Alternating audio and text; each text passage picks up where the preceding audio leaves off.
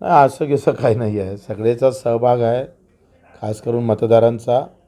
भाजपच्या कार्यकर्त्यांना कुठं त्यांना स्वीकारलं होतं? नाकारलंच होतं. आणि एकंदरीत काही पळण्यामागे स्वतःसुद्धा कारणीभूत असतं. दुसऱ्यावर कापर फोडूनचा फायदा नाही. आपल्या वर्तणुकीमध्ये बदल करावं. आमचं तर लक्ष होतंच ना. निवड पाळणंच नव्हतं, आम्ही जिंकून याचंच लक्ष ठेवलं होतं, त्याच्यात ते पडले. आम्ही सगळं एकच निवडणूक लढणार आहोत.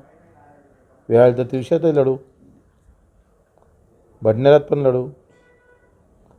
आम्हाला काय अडचण आहे. आमचं स्वातंत्र्य पक्ष आहे, आमच्या घरचं दुकान आहे. जेव्हा मनात आलं तेव्हा चहा बनवण्याचं काम करू. आम्हाला ऑर्डर घ्या नाही लागत, कोणी देत नाही, आम्ही ऑर्डर देतो. हा फरक आहे. दुरून दुरून संबंध नाही. मंत्रिमंडळ विस्तार करावा, पण आपला त्याचा काही संबंध नाही. की ते तर देणारच नाही, आणि दिलं तरी बच्चू कडू घेणार नाही.